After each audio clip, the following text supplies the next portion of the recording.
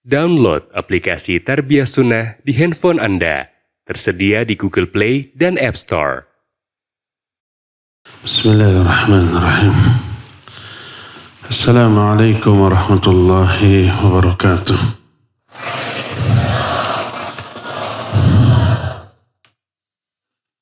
Alhamdulillah. Wassalatu wassalamu ala Rasulillah wa ala alihi wa ashabihi wa mawalah wa man tabi'ahum bi ihsanin ila yaumil qiyamah wa ba'd. Hadirin terutama anak-anakku sekalian, para santriwan santriwati di Ma'had Al-Islam Cilenyi, Bandung yang Allah muliakan, para asatidatul kiram yang juga ikut hadir, para jamaah yang Allah muliakan, para pendengar radio Tarbiyah Sunnah Bandung. Kembali kita berjumpa melanjutkan bahasan Kitabul Ilm. Pertemuan yang lalu kita sudah selesai membahas bab Fadhailul Ilm. Sekarang kita masuki pembahasan baru, Adabu Thalibil Ilm. Beberapa adab yang harus diperhatikan oleh para penuntut ilmu. Adab pertama, dan ini yang paling utama, adalah ikhlasun niyati lillah. Ikhlas ketika menetapkan niat mencari ilmu karena Allah Azza wa Jalla. Dan ikhlas ini menjadi landasan bagi semua amalan. Ibadah, amal soleh wajib disertai dengan keikhlasan,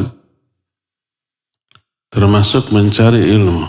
Karena mencari ilmu ibadah yang sangat agung. Wajib ikhlas. Wa ma umiru illa liya'budullaha mukhlishina lahuddina hunafa. Tidaklah manusia diperintah kecuali untuk beribadah kepada Allah secara ikhlas. Innamal a'malu binniyat wa innamal likulli imri'in ma nawa. Kata Rasul sallallahu alaihi wasallam, hanyalah amal-amal itu tergantung kepada niat. Dan hanyalah setiap orang memperoleh balasan dari Allah sesuai dengan apa yang diniatkannya. Kalau niat beribadah lillah karena Allah, maka ibadah itu akan diterima dan diberikan balasan yang berlipat ganda. Sebaliknya, kalau tidak ikhlas, maka ditolak, dalam arti tidak akan diberi pahala. Semua keutamaan yang Allah janjikan untuk pencari ilmu tidak akan diberikan. Pahala tidak diberikan, ampunan tidak diberikan, surga tidak diberikan, perlindungan dari api neraka tidak diberikan, rahmatnya, sakinahnya, kasih sayangnya tidak akan diberikan. Karena ditolak. Selain ditolak, diancam dengan azab. Jangankan mencari ilmu, yang lebih agung dari mencari ilmu yaitu salat. Kalau riya, Allah azab. Fawailul lil musallin. Salah satu penyebabnya alladzina hum yura'un. Celaka bagi orang salat. Itu salah satunya orang-orang yang riya di dalam salat. Salat pun kalau tidak ikhlas, riya, nggak diterima, malah diazab. Begitu pula seluruh amalan. Allah berfirman dalam salah satu hadis qudsi, Ana agna syurakai ani syirki, faman asyraka, faman amila amalan, asyraka fihi ma'i ghairi, taraktuhu wa syirkahu. Aku ini zat yang paling tidak membutuhkan sekutu, saingan, tandingan.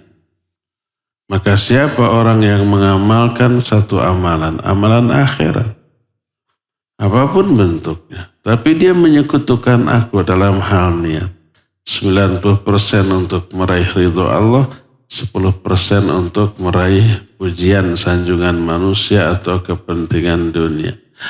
Allah tinggalkan dia. Tidak diterima itu amalan. Termasuk mencari ilmu. Berkata Syekh Al-Utsaimin rahimahullah, "Idzan fayajibul ikhlasu fihi lillah bi an yanwiya al-insanu fi talabil ilm wajha Allah azza wa jalla. Wa idza nawal insan bi talabil ilmi syar'i ay yanala syahadatan liyatawassala biha ila martabatin aw ratabah." Faqad qala Rasul sallallahu alaihi wasallam, "Man ta'allama ilman mimma yubtagha bihi wajhullahi azza wa jalla la yata'allamuhu illa liyusiba bihi 'aradan min ad-dunya lam yajid 'arfa jannati yaumal qiyamah." Dengan demikian wajib ikhlas di dalam menuntut ilmu karena Allah. Dengan meniatkan mencari ilmu untuk meraih wajah Allah. Apabila seseorang ketika mencari ilmu syar'i diniatkan untuk meraih syahadah, ijazah, titel, gelar, agar dihormat atau agar gajinya tinggi. Kalau bergelar, orang-orang akan silau, memuji, menyanjung, dan kalau mengajar, bekerja, bayarannya pasti tinggi. Diniatkan untuk itu, kamu rajin amat belajar, ya biar cepat lulus, biar dapat gelar, biar dapat ijazah. Untuk apa? Ya kerja gampang, jadi dosen, ngajar, ceramah dan seterusnya agar orang hormat, gaji saya gede. Untuk dunia. Orang seperti itu harus diwanti-wanti dengan hadis Nabi SAW. Siapa orang yang mempelajari ilmu mimma yubtagha bihi wajhullahi azza wa jalla. Ilmu ini semestinya harus dicari, dipelajari dalam rangka meraih wajah Allah. Seperti ilmu syar'i, tafsir, bahasa Arab, hadis, fiqh, usul fiqh dan seterusnya. La yata'allamuhu illa liyusiba bihi 'aradan minad dunya. Tapi dia tidak mempelajari ilmu itu kecuali untuk meraih kesenangan dunia. Mungkin uang, jabatan, pangkat, popularitas, dan seterusnya yang merupakan kesenangan dunia, lam yajid arfal jannah yaumal qiyamah. Orang itu gak akan bisa mencium aroma wangi surga. Maknanya dia akan ke neraka. Di sini dikeluarkan Imam Ahmad, Imam Abu Dawud, Imam Ibnu Majah dan yang lain-lain dengan sanad yang sahih yang menunjukkan wahada wa'idun syadid, dan ini ancaman yang sangat keras. Nah, ada yang bertanya, lakin law qala talibul ilmi ana uridu an anala syahadah la min ajli haddim minad dunya walakin li'anna an-nizam asbaha miqyasul alim fiha syahadatuhu. Miqyasul alim fiha syahadatuhu. Ada orang yang berkata, saya ingin meraih gelar dan ijazah. Bukan untuk dihormat, bukan agar gajinya gede, bukan untuk dunia. Tapi karena sistem yang berlaku di negara tempat saya hidup, ijazah dan titel dianggap sebagai standar penilaian keilmuan seseorang. Dilihat titelnya, dilihat ijazahnya. Kalau tidak begitu nggak akan digubris, melamar kemana-mana untuk ngajar tidak akan diterima.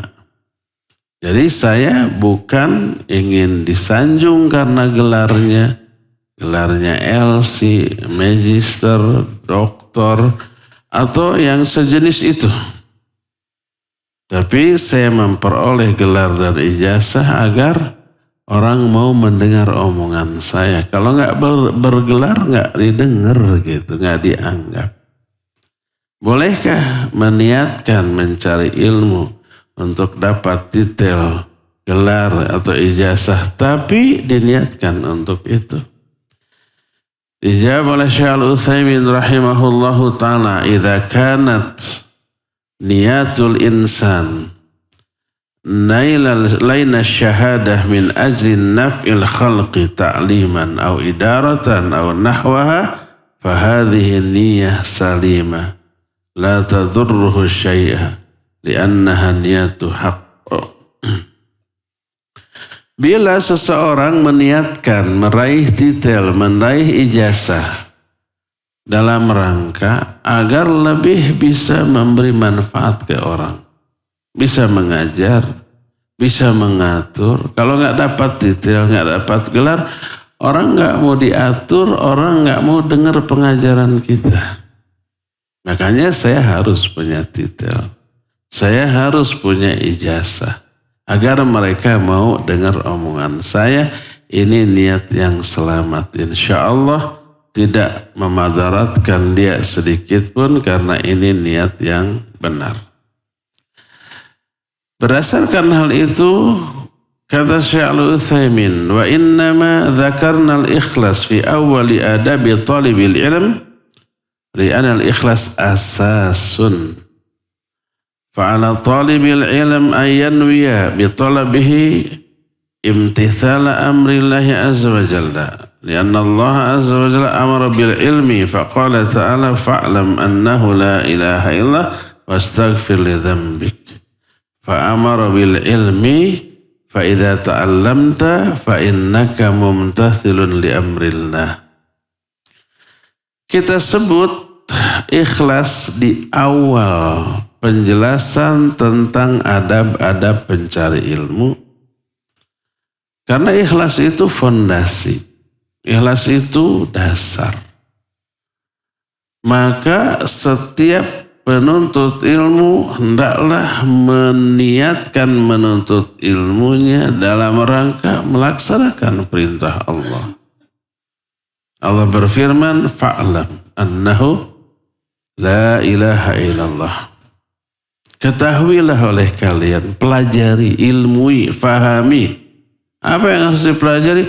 La ilaha illallah. Bahwa tidak ada sesembahan yang hak selain Allah. Wastaghfir li dzambik, lalu baru beramal. Minta ampun atas dosa-dosamu. Allah memerintahkan kita untuk belajar. Kalau kita belajar berarti kita melaksanakan perintah Allah Azza wa Jalla. Itu niatnya. Kenapa kita belajar? Karena Allah yang perintahkan. Karena Nabi SAW yang menetapkan, mensyariatkan hal tersebut berdasarkan firman Allah Azza wa Jalla. Nah, dengan belajar nanti saya paham agama. Akidah saya benar, manhaj saya benar, ibadah saya benar. Dan seterusnya, sehingga kehidupan kita diatur oleh agama yang kita pahami. Maka ada beberapa resiko bila orang tidak ikhlas dalam mencari ilmu. Resiko pertama tadi ditolak. tidak diterima. Artinya tidak ada pahala. Tidak ada ampunan yang diberikan. Tidak ada sakinah. Tidak ada rahmah. Tidak ada mahabbah dari Allah Azza wa Jalla dan seterusnya. Kedua, diazab tadi. Diazab dengan apa? Diazab ya dengan siksa. Dunia, alam kubur, akhirat. Hadisnya tadi bahwa orang yang sholat saja tapi ria diazab. Dan ini bukan mimbabil hasr. Bukan hanya membatasi hanya sholat saja yang diazab karena ria. Bukan, seluruh ibadah. Kalau tidak ikhlas, kalau ria, kalau untuk kepentingan dunia, seluruhnya bakal diazab. Tadi hadis man ta'allama ilman mimma yubtagha bihi wajhullahi azza wa jalla la yata'allamuhu illa yusiba bihi arada minad dunya lam yajid arfatan. Orang yang mencari ilmu tapi untuk kepentingan dunia, dia nggak akan bisa mencium baunya surga. Yang mengerikan apa coba? Hadis Abu Hurairah yang sering kita sampaikan. Sampai Abu Hurairah itu sebelum menyampaikan pingsan 3 kali. Saking takut dengan isi hadis ini. Kata Nabi SAW, Inna awalan nas yuqda yawmal qiyamah thalatha. Orang yang pertama kali dihisab pada hari kiamat 3. 3 orang ini 3 orang yang hebat dengan 3 amalan yang hebat tapi masuk neraka. Pertama orang yang mati syahid, jihad di jalan Allah, membunuh banyak musuh, mati. Tapi kan neraka. Kedua, ulama selama hidupnya belajar, mengajar, baca Quran, belajar, mengajar, baca Quran. Hebat kan? Gak semua orang bisa begitu. Tapi kan neraka. Ketiga, hartawan dan dermawan. Hartanya banyak, dia sumbangkan sampai habis. Manfaat bagi umat. Tapi kok kan neraka? 3 orang ini melakukan amalan yang manfaat bagi umat. Jihad, mengajarkan ilmu sampai banyak orang memperoleh hidayah di tangan dia. Dan orang yang berharta membagikan hartanya. 3-tiganya manfaat tapi masuk neraka. Kenapa? Bukan karena amalnya. Amalnya hebat. Tapi karena apa? Niat yang salah. Dipanggil orang yang mati syahid. Limadha qutilta? Kenapa kamu terbunuh? Dia bilang, qataltu fi sabilik hatta qutilt. Aku berperang di jalanmu ya Allah sampai aku mati, terbunuh. Apa kata Allah? Kadzabta, bohong. Bohong kamu. Qatalta li ayyuqala annaka jari faqad qil. Kamu berperang agar kamu disebut orang hebat, orang pemberani, pahlawan, jagoan, ingin dipuji. Walaupun amalannya manfaat bagi umat. Akhirnya orang itu dimasukkan ke dalam neraka. Demikian juga ulama belajar, mengajar, baca Quran, ditanya. Kata orang itu, Rabbi ta'allamtul ilma wa 'allamtuhu wa qara'ta fikal Quran. Ya Allah, selama di dunia aku belajar, mengajar, baca Quran, belajar, mengajar, baca Quran, gitu aja. Apa kata Allah? Kadzab, tak bohong kamu. Ta'allamta li ayyuqala annaka 'alim faqad qila dhalik. Wa qara'ta al-Quran li ayyuqala annaka qari faqad qil. Kamu betul belajar, mengajar. Tapi niatmu agar kamu disebut orang alim. Agar kamu menjadi dai terkenal, ustadz sejuta umat, macam-macam. Dan pujian itu telah kamu dapatkan. Kau baca Quran agar kamu disebut qari'uh, bacaannya bagus, indah, menyenangkan, dan seterusnya. Niat. Ketika belajarnya niatnya untuk itu. Masuk neraka juga. Dermawan begitu juga. Kamu berinfak sedekah nolong orang agar kamu terkenal sebagai orang dermawan. Dan sebutan itu sudah kamu dapatkan. Coba lihat. 3 orang. Lalu kata Nabi SAW, merekalah hai Abu Hurairah, 3 orang yang karena merekalah api neraka pertama kali dinyalakan. Ini menunjukkan ketidakikhlasan merusak amalan. Ketidakikhlasan di dalam apapun termasuk tadi dalam jihad, dalam belajar mengajar, dalam infak sedekah. 3-tiganya bermanfaat. Tapi ke neraka karena kedurhakaan mereka. Durhakanya bukan karena amalannya salah. Amalannya benar, manfaat. Tapi yang salah apanya tadi? Niatnya. Nah, walaupun manfaat. Orang ini durhaka. Walaupun jihadnya durhaka karena salah niat. Walaupun belajar mengajar itu durhaka karena salah niat. Walaupun infak sedekah durhaka. Bukan karena kedurhakaan karena sedekahnya, tapi karena niat yang salah. Maka ini yang dimaksud dengan satu hadis riwayat Bukhari Muslim, innallaha la yu'ayyidu hadzal din birrajulil fajir. Allah akan menguatkan agama ini dengan laki-laki durhaka. Laki-laki durhaka yang menguatkan agama ini bukan tukang mabok, tukang judi, tukang zina, tukang nyopet, bukan begitu. Tapi itu tadi 3. Mujahid tapi durhaka karena niatnya. Ulama tapi durhaka karena niat yang keliru ketika berdakwah, ketika belajar mengajar.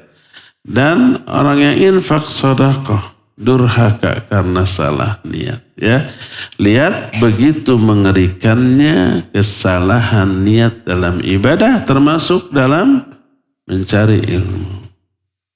Maka cepat-cepat tengok lagi niat kita belajar untuk apa. Jangan sampai niatnya untuk dunia. Kenapa kau mondok pesantren mengajar Al-Quran? Biar nanti kalau sudah gede saya menjadi ustadz terkenal. Disukai oleh semua orang. Nggak boleh seperti itu. Ya, ikhlas untuk Allah Azza. Maknanya untuk meraih apa yang ada di sisi Allah. Kenapa kamu belajar? Allah yang perintahkan. Nabi SAW yang menyuruh. Kenapa dilaksanakan? Karena saya ingin dapat pahala dari Allah. Ingin dicintai oleh Allah. Ingin dikasih rahmat, dikasih sakinah, dikasih ampunan, dikasih pahala, dikasih surga. Itu meniatkan mencari ilmu karena Allah Azza wa Jalla. Inilah adab yang pertama. Adab yang kedua. Raf'ul jahli an nafsihi wa an ghairihi. Meniatkan mencari ilmu untuk menghilangkan kebodohan dari dirinya dan kebodohan dari diri orang lain. Sudah dijelaskan bodoh teh sumber segala keburukan. Tidaklah orang terjerumus ke dalam perbuatan syirik kecuali karena bodoh. Menyembah kepada selain Allah. Kurang gimana bodoh itu orang. Apalagi yang disembahnya lebih hina. Patung, dia yang bikin patung, dia yang menyembah. Pohon, batu, kuburan, orang yang sudah mati. Kurang gimana bodoh itu orang.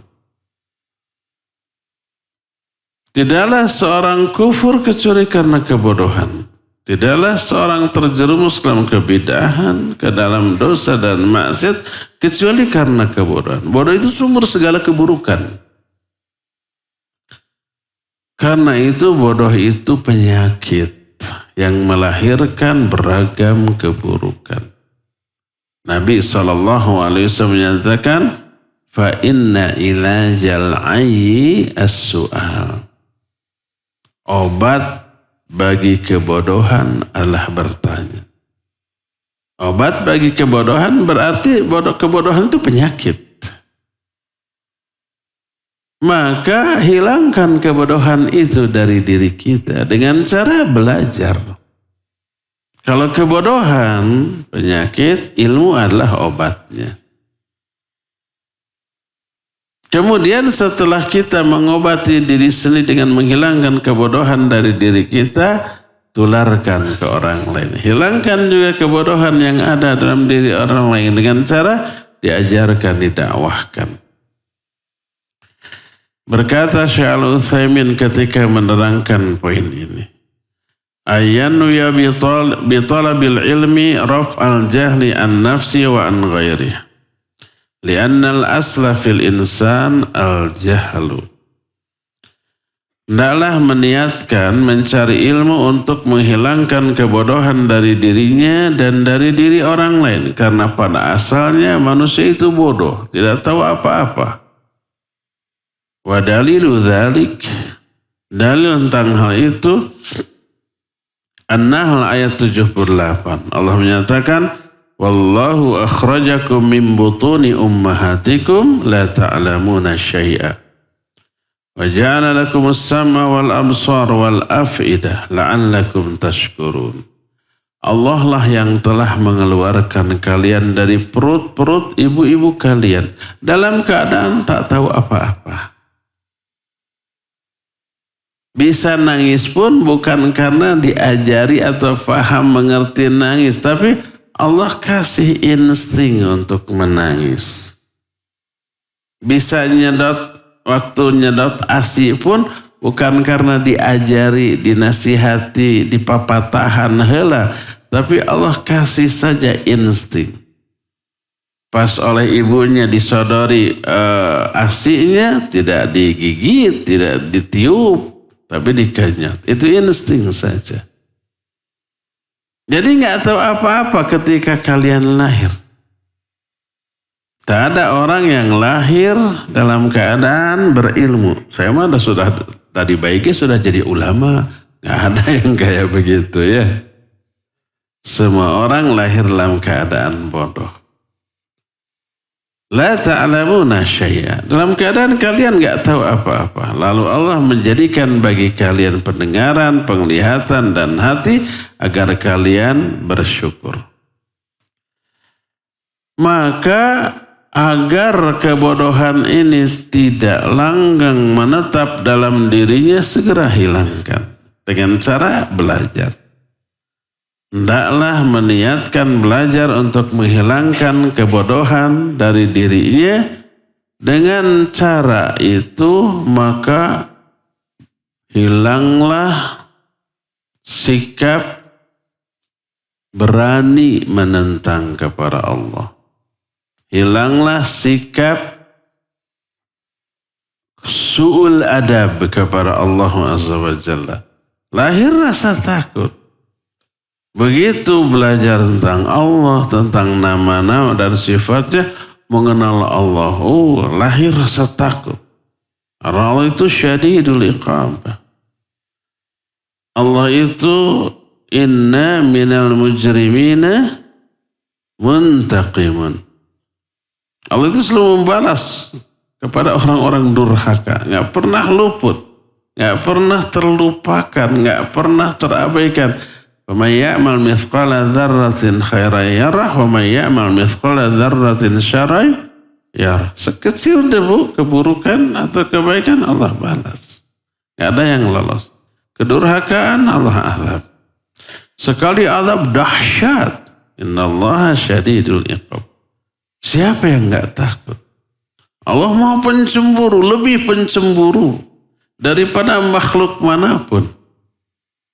Kata Sa'ad bin Abi Waqqas, kalau aku melihat ada seorang lelaki yang ngobrol berdua dengan istriku, aku penggal lehernya itu dengan bagian yang tumpul dari pedangku, bukan yang tajamnya. Kalau yang tajam, buntung langsung mati. Kalau yang tumpul mati tidak? Mati, sok aja coba. Yang nggak akan buntung, patah berenang.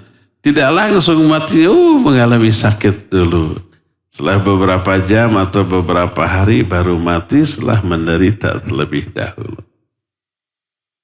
Semua sahabat kaget segitunya, cemburunya Sa'ad. Apa kata Nabi SAW? Ta'jabuna min ghiratis Sa'id?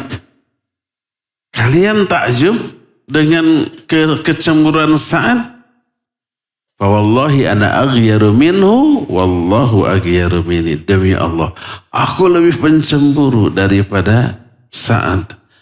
Dan Allah lebih pencemburu daripada aku. Dan kecemburuan Allah adalah apabila seorang hamba melanggar larangan. Marah Allah, murka Allah.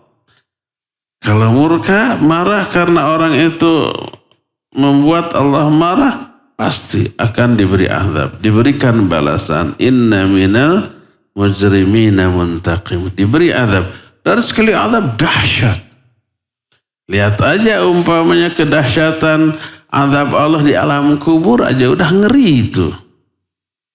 Orang tukang dusta di alam kuburnya apa? Ditusuk pada rahangnya, tembus ke tengkuknya. Sakit enggak? Bingit sakit. Cabut lagi ke kiri, tusuk lagi, terus tembus sampai ke tengkuknya. Ngeri. Dan seterusnya itu di alam kubur terus sampai hari kiamat. Di akhirat jauh lebih dahsyat lagi. Siapa yang enggak takut? Mengenal Allah lebih dekat, menumbuhkan rasa takut. Innama yakhshallaha min ibadihil ulama. Hanyalah orang yang takut kepada di kalangan hamba-hambanya hanya orang-orang yang berilmu. Dengan ilmunya dia takut. Karena apa? Karena takut terhadap azabnya. Di Eropa, di negeri Belanda, Jerman, dan seterusnya. Orang itu disiplin. Gak berani melanggar aturan lalu lintas. Kalau macet, di jalan, kemudian ada bahu jalan kosong di kiri bahu jalan, gak berani nginjek garisnya aja. Itu melanggar, khusus untuk ambulan, polisi dalam kondisi darurat ke sana. Kalau di kita makan macetnya penuh tuh, air kecelakaan, ambulan susah lewat karena kepengpet ke macetnya. Di daerah di negeri kafir nggak ada yang berani. Letter S nggak ada yang berani berhenti. Apalagi lampu merah, tengah malam, sepi, nggak ada mobil, lampu merah, diem, nggak ada polisi, jarang polisi di sana. Setelah hijau baru disiplin. Soleh apa tidak? Untuk ukuran mereka soleh. Kenapa? Bukan karena karakternya yang baik, tapi takut dengan hukumannya. Tengah malam, merah lampu, nggak ada mobil yang lewat, berani melanggar, ceklek kamera. Besoknya langsung datang tagihan. Tadi malam jam sekian kamu melanggar lampu merah, nih buktinya, didenda sekian. Kalau nggak salah di Saudi itu berapa? 6.000 real ya. Melanggar lampu merah. 6.000 real itu lebih dari 20 juta. Gajinya aja nggak segitu. Makanya takut. Di Eropa apalagi takut. Ada kawan saya, Ustadz Nuruddin, tahu ya, di sana. Pernah didenda, mau pulang itu didenda, nggak bisa pulang karena ada denda sampai 30 juta. Kenapa? Pernah melanggar satu kali lampu merah dan beberapa pelanggaran. Karena itulah maka orang di sana disiplin. Kenapa disiplin? Takut hukumannya. Karena hukumannya dengan uang. Nggak dipenjara, nggak dicambuk, nggak dipukuli. Hanya bayar dengan uang. Tapi uang bagi mereka segalanya di sana.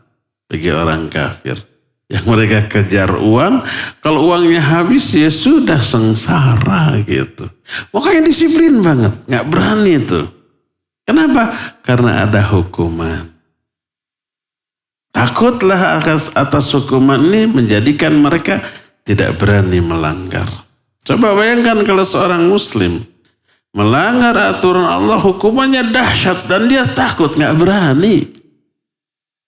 Karena ilmunya tentang Allah Azza wa Jalla. Ya.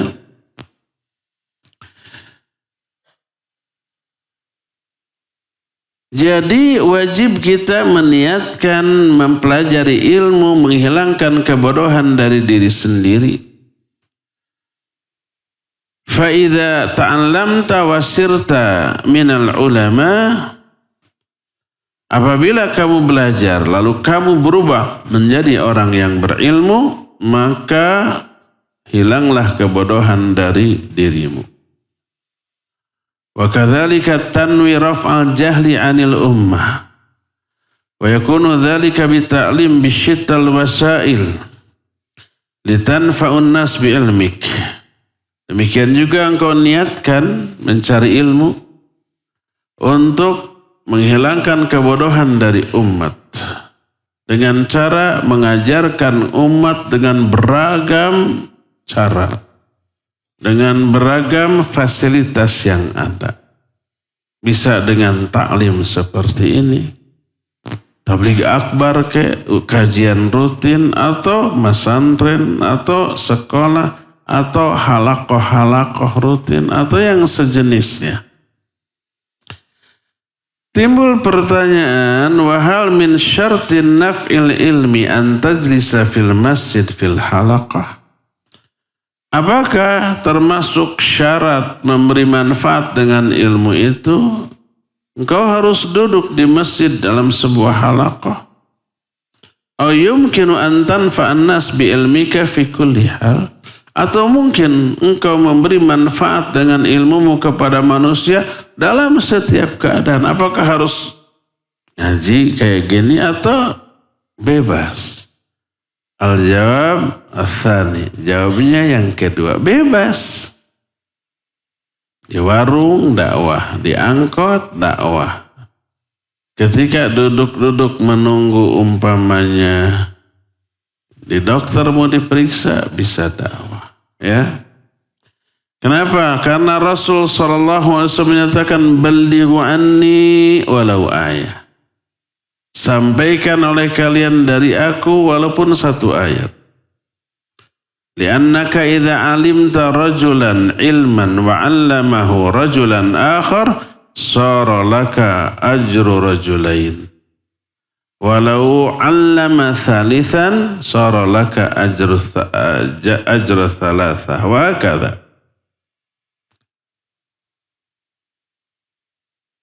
Karena kalau kamu mengajarkan ilmu kepada seseorang, lalu orang itu mengajarkan lagi kepada dua orang, kamu memperoleh pahala dari dua orang. Yang kedua ini mengajarkan lagi yang ketiga, kita memiliki pahala dari tiga orang. Terus diniatkan atau tidak? Walaupun umpamanya saya mengajarkan ilmu dengan niat, semoga pahala dari mengajarkan ilmu ini sampai ke guru saya yang mengajarkan ilmu ini kepada saya. Gak perlu diniatkan seperti otomatis. Berkata Syekh Al-Utsaimin, wa min thamma sara minal bid'ah annal insana idza fa'ala ibadatan qala Allahumma ij'al thawabaha li Rasulillah sallallahu alaihi wasallam.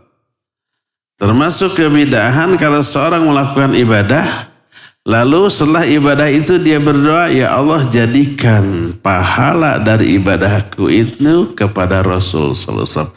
Nggak perlu. Karena Rasul yang pertama kali mengajarkan semua ibadah yang benar ke seluruh umat. Otomatis itu man sanna fil Islam sunnatan hasanatan falahu ajruha wa ajru man amila biha. Makanya nggak perlu kita umpamanya ngaji lalu kita doakan, ya Allah sampaikan pahala ngaji ini ke guru-guru saya, ke orang tua saya. Nggak perlu, otomatis itu. Walaupun umpah kita tidak meniatkan khusus, ya Allah jangan engkau bagi pahalaku ini kepada orang khusus untuk saya. Guru saya jangan dikasih, orang tua saya jangan dikasih. Walaupun dia berdoa begitu, tetap otomatis itu bagaimana orang dapat pahala? Allah yang ngatur. Allah yang menetapkan kaidah untuk itu. Bukan kesemu-semu kita masalah pahala ya. Oleh karena itu, apabila kita mengajar atau bahkan beramal, pahala dari amalan kita sampai ke banyak orang. Tidak hanya kita yang dapat pahala. Pahala kita tetap utuh, gak berkurang. Tapi pahala dari amalan kita sampai ke guru kita, sampai ke orang tua kita, sampai ke orang-orang yang punya andil terhadap ibadah yang kita lakukan. Umpamanya kalian belajar di sini. Orang-orang yang punya andil dalam kepada kalian ketika mondok di sini ada orang tua jelas membiayai, mensupport, mendoakan, mengantar, menjemput gitu ya. Ada lagi mungkin orang tua tidak mampu membiayai tapi ada orang tua asuh sayang membiayai. Dia punya peran. Dapat dia pahala dari pelajaran antum, ibadah antum, belajar kalian di sini, dapat itu pahalanya gitu ya. Nah kita ngaji di masjid ini, sholat di masjid ini. Apakah sholat ngaji kita hanya pahalanya hanya kita yang dapat? Enggak. Yang wakaf tanah ini dapat. Yang wakaf bangunan ini dapat. Ya. Yang wakaf ngasih mic ini dapat. Karena tanpa mic ini nggak akan sampai nggak akan enak didengar. Sayanya capek gogorowokan. Yang mendengarnya juga capek ngajelengeng. Nggak akan sampai ke radio, nggak akan sampai ke internet, nggak akan sampai ke seluruh dunia. Tapi karena ini sampai, yang hadir di sini beberapa ratus orang. Tapi yang mendengarkan bisa jutaan. Tidak hanya sekarang nggak ikut dengar, bisa besok, lusa, bulan depan, tahun depan, 10 tahun yang akan datang selama teknologi ini masih ada, maka manfaat dari kajian di sini tetap. Kenapa? Pertama ada mic, kedua ada lampu. Yang ngasih lampu ini dapat pahala. Dan kalau nggak ada lampu ini saya hidung atau ketinggalina. Bakal hitam kelihatan di TV. Kamera, tanpa kamera gak bisa direkam, gak bisa di-shoot, gak bisa difilmkan. Ada internetnya, ada kameramen, semua dapat pahala sesuai dengan kadar andil mereka masing-masing dalam kegiatan seperti ini ya. Terus, jadi termasuk kita belajar, mengajar, pahala mengajar kita sampai ke guru kita secara otomatis, sampai ke orang tua kita secara otomatis. Nggak perlu, ya Allah saya niatkan pahala dari amal ini saya hadiahkan ke guru saya. Nggak perlu, itu otomatis. Nabi SAW menyampaikan ini sebagai kaidah dari Allah. Man sanna fil Islam sunnatan hasanatan falahu ajruha wa ajru man amila biha. Lihat. Bagaimana ilmu ini luar biasa faidah manfaatnya ke banyak orang. Maka berkata Imam Ahmad, al-ilmu la ya'diluhu syai'un liman sahhat niyatuhu. Ilmu ini gak ada bandingannya. Sesuatu pun tidak ada yang menandingi keutamaan ilmu kalau niatnya benar. Qalu kaifa dzalik. Murid-muridnya bertanya bagaimana niat yang benar. Sehingga ilmu ini enggak ada bandingannya. Beliau menjawab, yanwi raf'al jahli an nafsih wa an ghairi. Dia meniatkan mencari ilmu untuk menghilangkan kebodohan dari dirinya dan dari diri orang lain. Kenapa? Li'annal asla fihim al-jahlu kama huwal aslu fika. Fa'idha ta'allamta min ajli an tarfa'al jahl an hadhil ummah kunta minal mujahidina fi sabilillah alladhina yanshuruna dinallah. Karena asalnya orang-orang bodoh. Sebagaimana kita pun asalnya bodoh. Kalau kita belajar dalam rangka menghilangkan kebodohan dari diri kita dan dari umat ini, kita termasuk mujahid di jalan Allah yang menyebarkan agama Allah Subhanahu wa ta'ala. Inilah adab kedua. Adab pertama, meniatkan ikhlas karena Allah, meraih apa yang ada di sisi Allah. Adab yang kedua, meniatkan mencari ilmu untuk menghilangkan kebodohan dari diri kita dan dari diri orang lain. Menghilangkan kebodohan dari kita dengan cara belajar untuk kita fahami. Hilang syubhat, hilang kebodohan, lalu kita ajarkan ke banyak orang, sehingga orang pun kebodohan yang ada dalam diri mereka hilang, sirna, minimal berkurang dengan ilmu yang kita sampaikan kepada mereka. Inilah yang kedua. Adab yang ketiga dari mencari ilmu. Kita jelaskan nanti bulan depan. Sekarang sudah lewat waktunya. Insya Allah nanti kita lanjutkan di pertemuan yang akan datang. Kita masih punya sisa waktu untuk bertanya jawab. Apabila ada pertanyaan, dipersilakan.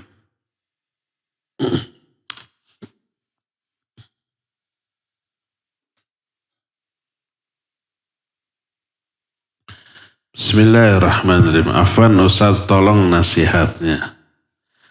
Solusi untuk kami yang sebentar lagi liburan, tapi nggak punya kesibukan yang ujung-ujungnya takut bermain game online, menonton yang nggak benar atau yang lain.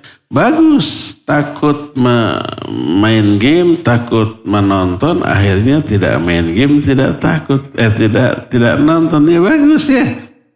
Yang paling bahaya itu seneng main game, seneng nonton, itu bahaya. Bakal main game terus, bakal nonton terus.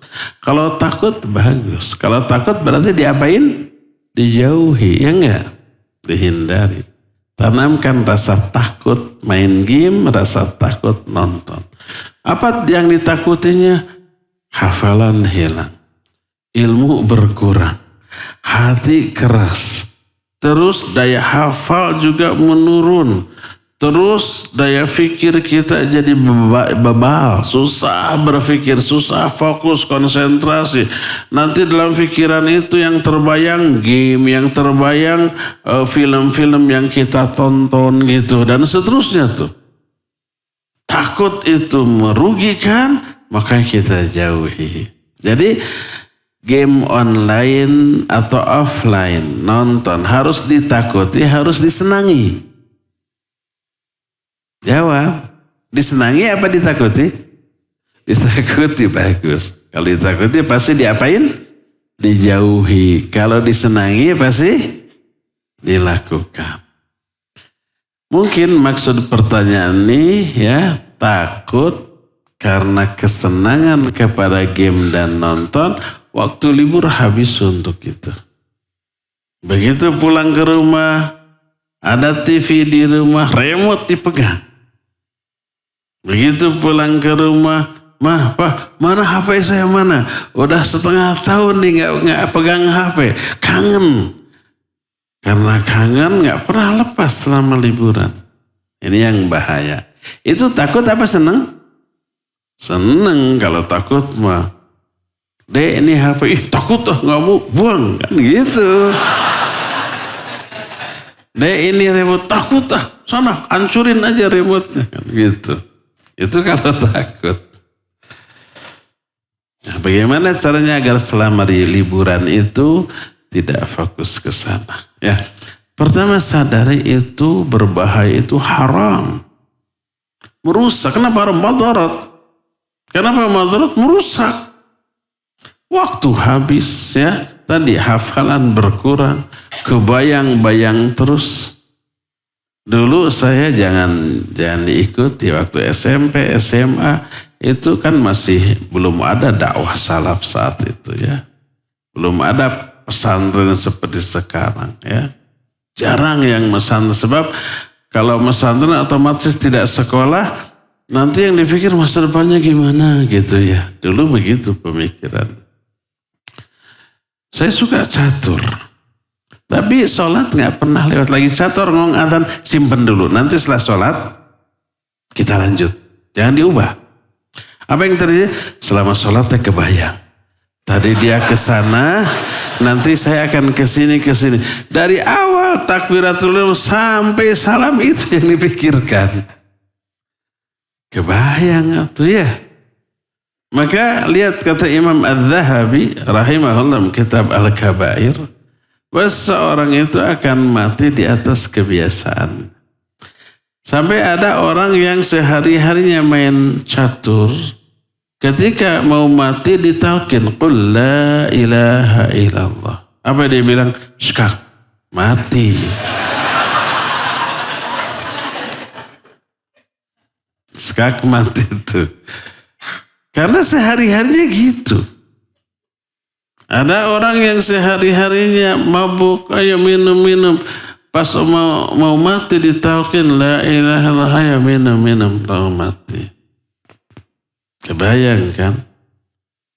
Jadi biasakan hidup kita di atas kebaikan sampai mati kita pun di atas kebaikan. Itu yang dimaksud dengan wala tamutunna illa wa antum muslimun. Jangan kau mati kecuali mati di atas Islam. Kata Imam Ibnu Katsir itu mengutip pendapat Ibnu Mas'ud menyatakan man asha ala syai'in mata alaih wa man mata ala syai'in bu'itsa alaih. Siapa orang yang hidup di atas sebuah kebiasaan, dia akan mati di atas kebiasaan itu pula. Siapa yang mati di atas sesuatu, dia akan dibangkitkan di atas sesuatu itu pula. Kalau selama hidup kita terbiasa di atas Islam, iman dan amal soleh, ibadah, kita pun akan matinya di atas ibadah, kebaikan dan amal soleh. Husnul khatimah. Dibangkitkan sebagai seorang muslim. Makanya tadi kalau kebiasaan catur, matinya di atas kakster dan seterusnya ya. Nah khawatir nanti ketika main game, ajal mendadak datang tanpa diduga. Ketika nonton seru, mati. Sul khatimah nantinya ya. Itu yang pertama. Bayangkan keburukan dari hal itu. Yang keduanya, coba bikin program di rumah. Ada masa bermain yang tidak madarat. Karena kita juga butuh istirahat, termasuk istirahat dari ibadah. Iya. Salah satu hikmah kenapa ada ibadah yang dilarang di waktu-waktu tertentu. Ada waktu yang diharamkan untuk sholat. Ada waktu yang diharamkan untuk saum. Itu salah satu hikmahnya adalah untuk apa? Untuk merefresh, menyegarkan kembali semangat kita setelah istirahat. Coba kita angkat beban 10, 11, sampai 15, nggak kuat lagi sudah. Istirahat dulu beberapa menit ya, digibri-gibri gitu. Angkat lagi, tadi 15 sekarang bisa 20. Kuat lagi. Jadi ada masa-masa untuk pemulihan seperti itu ya. Wallahu a'lam. Semoga kalian semua di masa liburan nanti benar-benar terjaga dari keburukannya. Bagaimana cara agar kita selalu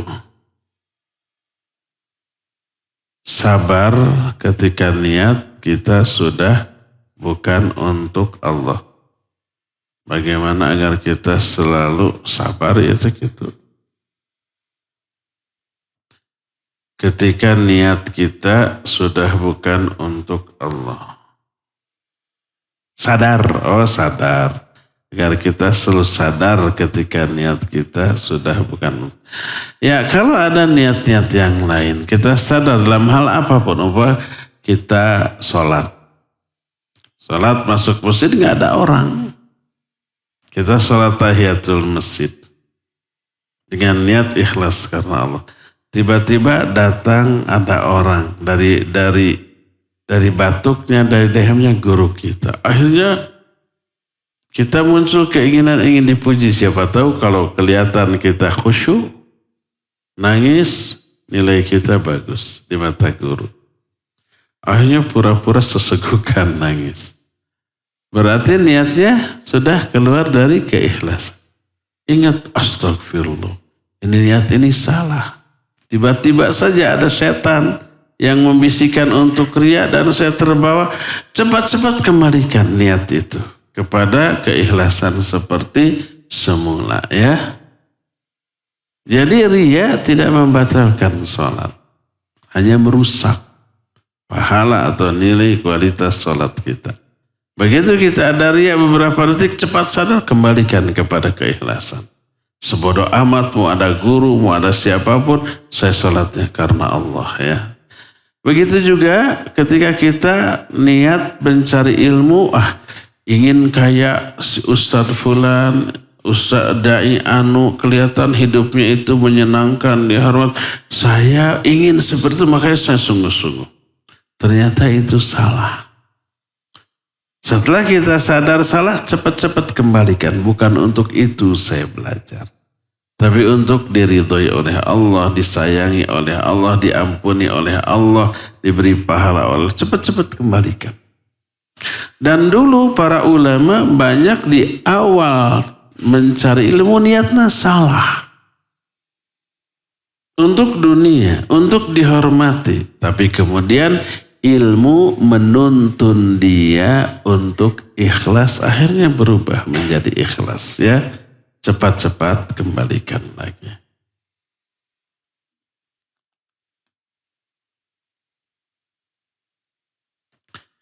Bagaimana cara agar tidak terkena fitnah Dajjal? Ada 4 cara. Pertama, hafalkan surah Al-Kahfi. Syukur-syukur kalau seluruhnya. Minimal 10 ayat pertama ya, atau 10 ayat terakhir. Syukur-syukur semuanya. Baca terus ya. Itu yang pertama. Dan ketika nanti ketemu Dajjal, semoga kita tidak ya. Bacakan. Bukan ayat kursi. Sebab Dajjal bukan setan dari kalangan bangsa jin. Bukan. Kalau setan bangsa jin datang, bacakan ayat kursi, lari dia. Kalau setan manusia orang kafir datang, bacakan ayat kursi, lari tidak? Tidak. Tidak akan lari. Tidak ngaruh. Dajjal bukan jin. Dajjal manusia. Tapi bacakan surah Al-Kahfi ya. Itu yang pertama. Kedua, sejak sekarang kita berlindung kepada Allah dari fitnah Dajjal. Baca doa di dalam tahiyat. Allahumma inni a'udzubika min adzabi jahannam, min adzabil qabr, wa min fitnatil mahya wa mamat, wa min fitnatil masihid Dajjal. Itu yang kedua. Yang ketiga, kalau bisa, pergilah ke Mekah atau ke Madinah. Begitu sudah ada berita Dajjal sudah muncul, tanda-tandanya benar, cepat pergi ke Mekah, ke Madinah. Karena Dajjal tidak akan bisa memasuki kota Mekah dan Madinah. Kalau bisa. Tapi kan sekarang riweuh pergi ke Mekah Madinah harus punya ongkos. Harus punya paspor. Harus ngurus dulu visa. Sementara pengaruh Dajjal terus merebak ke semua negara. Pas mau beli tiket, ternyata pengikut Dajjal penjualnya.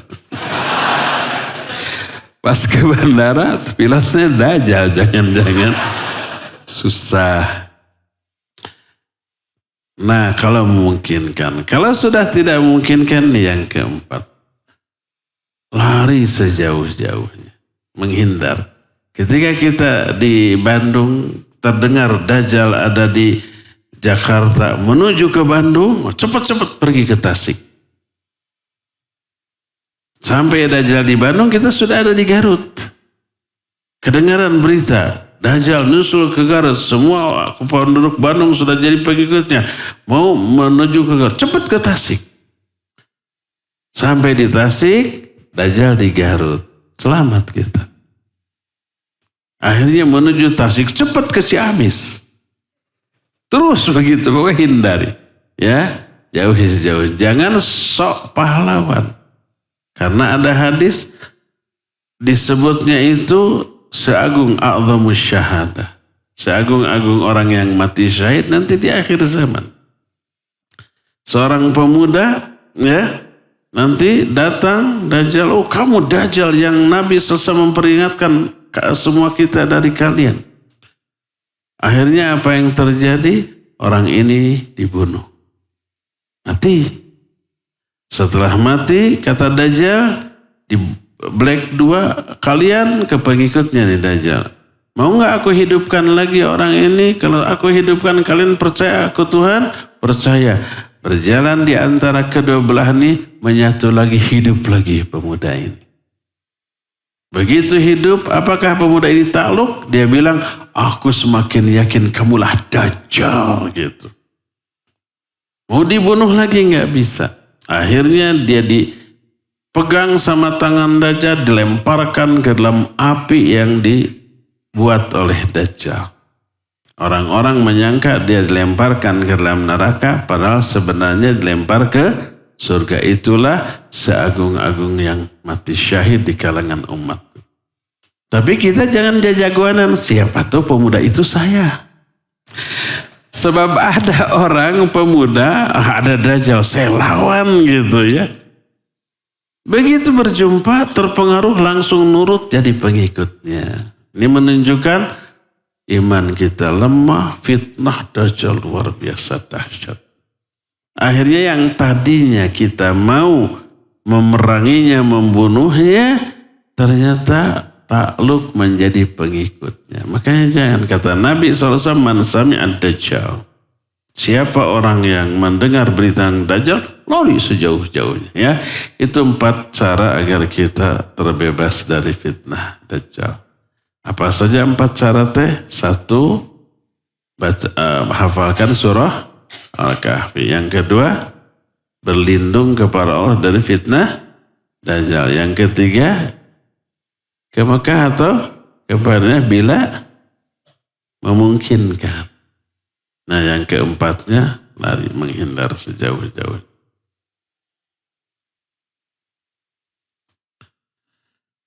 Bismillahirrahmanirrahim. Innallaha yuhibbul abdal khafiyal ghaniyat taqiyya. Apakah kita terpuji ketika tidak mau tampil walaupun dalam hal yang bermanfaat ketika ada yang mampu? Atau al-khafi maksudnya gimana? Al-khafi itu menyembunyikan amal baik. Bila memang momennya lebih baik disembunyikan. Pada intinya amalan-amalan sunnah lakukan secara rahasia. Itu lebih afdal. Kecuali amalan wajib, sholat fardu jangan dirahasiakan ke masjid. Dengan resiko kelihatannya pasti kelihatan oleh orang. Tapi kalau amalan sunnah lakukan secara rahasia. Makanya lebih afdal di rumah. Afdalus sholatil mar'i fi baitih illal maktubah. Seutama-utama sholat seorang di rumah. Sholat sunnah di rumah. Kecuali 1 sholat yang wajib di masjid walaupun bukan sholat fardu. Tidak boleh di rumah. Sholat apa? Tahiyatul masjid. Nggak bisa di rumah itu. Demikian juga infak, sedekah dan seterusnya. Tapi di momen tertentu kadang-kadang lebih utama diperlihatkan. Kalau ada maslahat seperti infak, sedekah. Kalau ada momen ini kita penggalangan dana untuk suatu, nggak ada yang nyumbang. Kita mendahului. Ini saya nyumbang 1 juta. Lihat kita nyumbang brung semua nyumbang. Itu bagus. Kalau kita nggak memulai, orang-orang tidak melihat sikap kita dulu. Atau umpama ini, kita biasa sholat ba'diyah itu atau qobliyah di rumah. Begitu salam selesai, kita wirid berdoa langsung pulang. Sholatnya di rumah. Tapi akibatnya orang-orang awam melihat kita tidak sholat ba'da di masjid, menyangka, oh nggak ada ba'da. Akhirnya mereka diam di masjid, tidak sholat. Oh bahaya, salah paham. Maka sholatlah di sana, di masjid. Begitu beres wirid berdoa, sholat. Orang-orang lihat, sholat, ikut sholat. Kadang-kadang kalau lebih maslahat diperlihatkan dengan tetap menjaga keikhlasan, silakan perlihatkan. Tidak harus disembunyikan. Terakhir, ayat 2 dikatakan, jika kita mengajarkan ilmu kepada saudara, tapi tidak diamalkan oleh dia, apakah akan menjadi pahala bagi kita? Tetap pahala ketika kita mengajarkannya, ya. Terakhir, tolong nasihati teman anak yang sering marah-marah ketika kalah dalam permainan. Permainan apa? Main bola. Terus kalah, marah gitu ya? Siapa yang gitu? Sini. Pertama, permainan olahraga, futsal, badminton, basket, atau apapun. Itu hukum asal mubah. Kalau ada maslahat, boleh silakan. Kalau ada madarat, jangan. Pertama itu. Yang kedua, itu media untuk mengeratkan ukhuwah Islamiyah.